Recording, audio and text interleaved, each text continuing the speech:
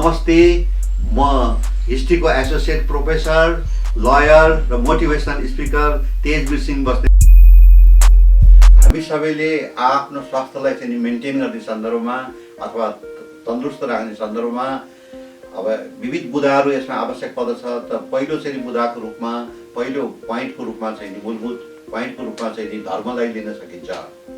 धर्म अन्तर्गत म आफू अरू धर्ममा चाहिँ अनास्था नराखिकन सबै धर्मलाई चाहिँ सम्मान गरिकन म चाहिँ नि भगवान् श्री कृष्णलाई चाहिँ नि मान्दछु र मेरो चाहिँ नि भगवान् श्री कृष्णप्रति आस्था छ र धर्म भगवान् श्री कृष्णप्रति आस्था राखेको कारणले म आफू 73 वर्षको उमेर अहिले म लागेँ। यस अवस्थामा पनि म चाहिँ नि तन्दुरुस्त छु, हरेक दृष्टिकोणले चाहिँ म चाहिँ फिट छु। त्यसले गर्दाखेरि स्वास्थ्य मेन्टेन गर्ने सन्दर्भमा आध्यात्मिक कुरा आवश्यक पर्दछ। आफ्नो कुल रीति परम्परा अनुसार जुन धर्म मान्ने हो त्यही अनुसारको धर्म मान्दाखेरि पनि हुन्छ। यही धर्म मान्नुपर्छ, यो धर्म मान्नु पर्दैन भन्ने कुरो होइन। सबै धर्ममा आस्था राखेर म आफू चाहिँ नि भगवान् श्री कृष्णलाई चाहिँ नि मान्दछु। जसरी यो सूर्यको किरणले सबैतिर चाहिँ नि प्रकाश दिएको हुन्छ, त्यस्तै ईश्वर जुनसुकै धर्मको ईश्वरले पनि आफ्नो सम्पूर्ण मानिसहरूमा आफ्नो चाहिँ नि मतलब विविध सेक्टरका मानिसहरूमा चाहिँ नि आफ्नो दृष्टि चाहिँ नि ध्यान दिएको हुन्छ। सूर्यले चाहिँ नि ध्यान दिएको किसिमले त्यस्तै किसिमले यो स्वास्थ्यलाई मेन्टेन गर्ने सन्दर्भमा अर्को मूलभूत बुदाको रूपमा चाहिँ आउँदछ मोटिभेसनल स्पिकर्सहरू जस्तो एडेले, जिम रोहनहरूले भनेका छन्। के भनेदेखि एडेलेको भनाइअनुसार चाहिँ नि मानिसले चाहिँ नि प्रत्येक व्यक्तिको प्रत्येक दिन कि चाहिँ स्वास्थ्य बिग्रिँदै गएको हुन्छ कि चाहिँ नि स्वास्थ्य चाहिँ नि राम्रो हुँदै चाहिँ नि गएको हुन्छ। यो दुई बाहेक अर्को तेस्रो चाहिँ नि केही पनि हुन सक्दैन।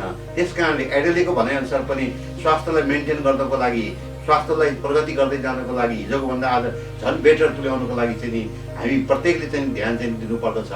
त्यस्तै motivational speaker, American motivational speaker Jim रोहनको भनाइअनुसार चाहिँ के छ भनेदेखि हामी प्रत्येकले स्वास्थ्यको लागि चाहिँ नि पुरा मात्रामा चाहिँ ध्यान चाहिँ दिनुपर्छ। किनभनेदेखि जबसम्म चाहिँ नि हामी बाँच्दछौँ, जबसम्म हामी चाहिँ नि बाँचिरहेको हुन्छौँ अथवा हामी जबसम्म चाहिँ मर्दैनौँ तबसम्म चाहिँ यो शरीर चाहिँ हाम्रो साथमा नै भइरहन्छ। त्यस कारणले गर्दाखेरि चाहिँ स्वास्थ्यलाई चाहिँ नि ध्यान दिनुपर्दछ। त्यस्तै अर्को बुदा तेस्रो बुदाको रूपमा लिन सकिन्छ। हामीले सकेसम्म दिनमा दिल खोलेर मरिकन चाहिँ नि हाँस्नु चाहिँ नि पर्दछ। त्यसरी हाँस्दाखेरि पनि यो स्ट्रेस रिलिफ हुनेतर्फ चाहिँ नि यसले चाहिँ नि काम गर्दछ। स्वास्थ्य मेन्टेन गर्नको लागि चाहिँ नि धेरै हदमा चाहिँ नि हाँसोले काम गर्छ। त्यसले गर्दाखेरि भनिन्छ कि लफिङ is the best medicine of human life भनेर चाहिँ नि भनिन्छ। विद्वानहरूको भनाइ चाहिँ नि त्यो चाहिँ नि छ। त्यस्तै गरेर स्वास्थ्यलाई राम्रो तुल्याउनको लागि, स्वास्थ्यलाई गतिलो तुल्याउनको लागि, स्वास्थ्यप्रति चाहिँ सचेत हुनको लागि चाहिँ नि हामी प्रत्येकले आफ्नो शरीरलाई माया गर्नुपर्दछ। आफ्नो शरीरलाई चाहिँ नि जति हामीले चाहिँ बढी मात्रामा चाहिँ माया गर्दछौँ, हेरचाह गर्दछौँ, ध्यान दिन्छौँ, त्यति नै मात्रामा चाहिँ नि शरीरले पनि हामीलाई चाहिँ नि माया चाहिँ गर्दछ। त्यस कारणले सेल्फ लभ, आत्म प्रेम भन्ने कुरा स्वास्थ्य मेन्टेन गर्नको लागि चाहिँ नि एकदम भाइटल इम्पोर्टेन्ट चाहिँ नि कुरा चाहिँ हो। त्यस्तै अर्को बुदाको रूपमा लिन सकिन्छ। के भनेदेखि चाहिँ नि सेल्फ फर्गिभनेस, क्षमा दिने। जस्तो अब हिजोको दिनमा म प्रति कसैले चाहिँ नि के नराम्रो गर्यो र चाहिँ मैले अरूलाई के नराम्रो गरेँ, अरूले मलाई के नराम्रो गरे, ती सबै कुराहरूलाई चाहिँ नि क्षमा दिन सक्नु पर्दछ। फर्गिभनेस यसबाट पनि स्वास्थ्यलाई चाहिँ नि राम्रो तुल्याउनको लागि धेरै नै चाहिँ नि राम्रो चाहिँ हुन्छ। एवं क्रमले अरू भन्नुपर्दाखेरिमा के छ भनेदेखि मानिसहरूको लागि मतलब स्वास्थ्य मेन्टेन गर्ने क्रममा एउटा सेन्स अफ ह्युमर दिन सक्नु पर्यो। मतलब अरूको लागि चाहिँ नि आफू चाहिँ नि मतलब खुसी हुन सक्ने किसिमको व्यक्तित्व आफ्नो चाहिँ हुन सक्नु पर्यो। अरूलाई चाहिँ नि तनाव उत्पन्न गर्ने किसिमको व्यक्ति आफू हुनु भएन। प्रत्येक व्यक्ति त्यस्तो हुनु भएन। अरूलाई चाहिँ सेन्स अफ ह्युमर मतलब ह्युमरस चाहिँ अरूको लागि चाहिँ हुन सक्नु पर्यो। अरूको लागि आफू चाहिँ एउटा एक्जाम्पल बन्न सक्नु पर्यो। यसबाट पनि स्वास्थ्यलाई मेन्टेन गर्नको लागि चाहिँ नि एकदम चाहिँ नि राम्रो चाहिँ नि हुन्छ। त्यस्तै गरेर यो संसारमा हामी जन्मियौँ, यो संसारमा चाहिँ नि हामी चाहिँ नि हुर्क्यौँ, यो संसारमै रहे हामी चाहिँ मर्नुपर्ने छ। त्यसले गर्दाखेरि अब एउटा यो संसारलाई राम्रो तुल्याउनुको लागि यो संसारमा भएको मानिसहरूको चाहिँ एउटा मानवता, उनीहरूको एउटा ह्युमेनिटीको लागि चाहिने चाहिँ नि मद्दत मिल्ने किसिमले कामकाज चाहिँ नि हामीले चाहिँ नि गर्न चाहिँ सक्नु चाहिँ नि पर्दछ। यो कुरो चाहिँ नि प्रत्येक हामी सबैले चाहिँ स्वास्थ्य मेन्टेन गर्ने क्रममा चाहिँ नि ह्युमेनिटीलाई कसरी राम्रो हुन्छ, ह्युमेनिटीलाई चाहिँ कसरी राम्रो तुल्याउन सकिन्छ, त्यो कुरालाई पनि हामीले चाहिँ नि विचार चाहिँ नि गर्नुपर्दछ।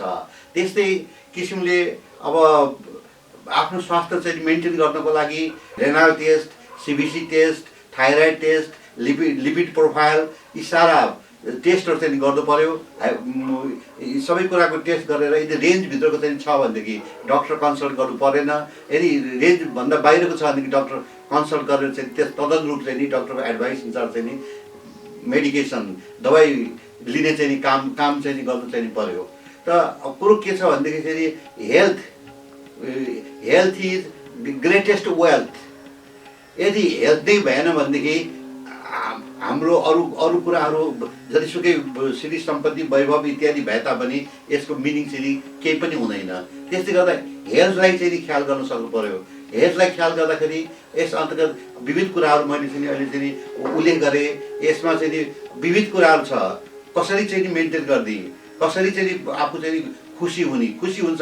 ह्याप्पिनेस मतलब विद्वान उमर खयामले भनेको छ के भनेदेखि तिमी चाहिँ नि न अहिलेको समयमा तिमी एक क्षणको लागि चाहिँ खुसी बन, त्यो नै तिम्रो चाहिँ जिन्दगी हो भनेर भनेको छ।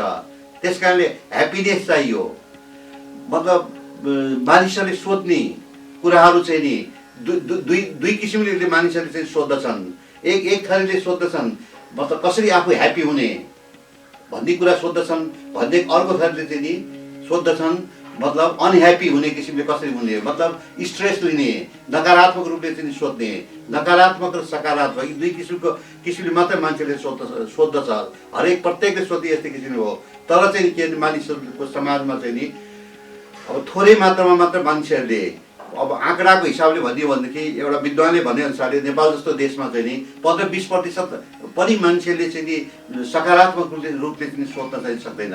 यदि सकारात्मक रूपले नसोध्ने हो भनेदेखि, नकारात्मक रूपले सोध्ने हो भनेदेखि हरेक किसिमको रोगले चाहिँ उसलाई चाहिँ नि आक्रमण चाहिँ गर्दछ। उसको जीवन चाहिँ नि चिरस्थायी हुँदैन, छोटो समयमा ऊ चाहिँ नि मर्दछ।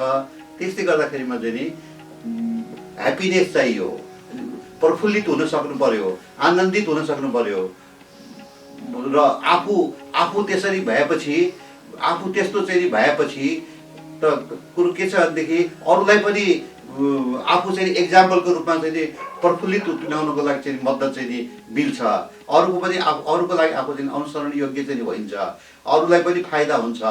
त यी विविध कुराहरू छन् जुन कुराहरूलाई चाहिँ नि सोचेर विचार गरेर हेल्थ मेन्टेन गर्ने सन्दर्भमा चाहिँ नि थुप्रो कुराहरूलाई चाहिँ लिन सकिन्छ। जस्तो अब मदर टेरेसा जसले चाहिँ आफ्नो जीवनको 60 वर्षभन्दा बढी चाहिँ उनले चाहिँ नि मतलब मानव सेवामा चाहिँ नि ह्युमेनिटीको सेवामा चाहिँ उनले चाहिँ नि समय चाहिँ दिइन्। उहाँको भनाइ के छ भनेदेखि मतलब a life is not lived for others is not a life. अरूको लागि चाहिँ नि सहयोग गर्न सकिँदैन, अरूको लागि जो मतलब राम्रो काम गर्न सकिँदैन भने के जिन्दगी हो त्यो जिन्दगी होइन। त्यस कारणले कोअपरेसन मतलब एउटा दिन दुखी मानिसहरूको लागि, असहाय वर्गको लागि, दिनहीन व्यक्तिहरूको लागि त्यो चाहिँ नि हेल्प चाहिँ नि गर्नु पर्यो। यदि हेल्प गर्न सकिँदैन यो जिन्दगी नै होइन भन्ने मदर टेरेसाको भनाइ चाहिँ नि एकदम चाहिँ नि अनुसरण योग्य छ। मदर टेरेसाको मात्र होइन कि अब लाइफलाई राम्रो तुल्याउने सन्दर्भमा, लाइफलाई चाहिँ नि राम्रो गतिलो तुल्याउने सन्दर्भमा, लाइफप्रति चाहिँ नि सचेत हुने सन्दर्भमा विभिन्न विद्वानहरूले दिएको चाहिँ नि मतलब उनीहरूको भनाइ र उनीहरूको अब विविध किसिमको उनीहरूको ब्लेसिङ्सहरू भयो, आशीर्वादहरू भयो, यी सम्पूर्ण कुराहरू चाहिँ नि राम्रो यी सम्पूर्ण कुराहरूले पनि हेल्थ राम्रो गर्न सकिन्छ भन्नुको मतलब पोजिटिभ थिङ्किङ मैले भर्खरै बताइसकेको छु। पोजिटिभ थिङ्किङलाई चाहिँ बढावा दिनु पर्यो, पोजिटिभ थिङ्किङलाई चाहिँ ध्यान दिएर कामकाज गर्नु पर्यो। George Washington American president of USA, उहाँले चाहिँ नि कुनै एउटा पुस्तकको मलाई त्यति नाम याद छैन, अब युट्युबहरूमा मैले हेरेको हुँ 110वटा चाहिँ नि पोजिटिभ थिङ्किङका चाहिँ कोटेसन्सहरू चाहिँ नि उहाँले चाहिँ नि आफ्नो डायरीमा राखेर राजनीति गर्न थाल्दाखेरि राखेको त्यो तयार गरेको 110वटा कोटेसन पछि राजनीतिमा लाग्दाखेरि पनि तिनै चाहिँ कोटेसन्सहरूको आधारमा उहाँले चाहिँ आफ्नो लाइफलाई चाहिँ नि राम्रो तुल्याउनु भयो, पोलिटिक्समा माथि पुग्नुभयो, स्वास्थ्य मेन्टेन गर्नुभयो, सारा कुराहरू चाहिँ नि गर्नुभयो। त त्यसले गर्दाखेरि कुरो के छ भनेदेखि मतलब पोजिटिभ थट सम्बन्धी, सेल्फ ब्लेसिङ सम्बन्धी कुराहरू विभिन्न चाहिँ नि अब मोटिभेसन स्पिकरका चाहिँ भनाइहरूलाई मनन गर्दाखेरि पनि हामीले चाहिँ नि आफ्नो चाहिँ लाइफलाई चाहिँ नि राम्रो चाहिँ तुल्याउन सक्दछौँ, गतिलो तुल्याउन सक्दछौँ। र त्यस्तो भएमा चाहिँ के भन्छ लाइफ चाहिँ लामो समयसम्म चाहिँ नि मेन्टेन हुन्छ। त्यसै त यो चाहिँ नि एकदम स्वास्थ्यलाई मेन्टेन गर्नु भन्ने कुरो चाहिँ एकदम बहुमूल्य कुराहरू हो। सबैले यस किसिमले चाहिँ मान्छेहरूले चाहिँ मेन्टेन गर्न चाहिँ सक्दैनन्, तर one should be careful to give proper attention for the wellbeing of health. धन्यवाद। म फेरि पनि अर्को भिडियो लिएर चाहिँ नि आउनेछु।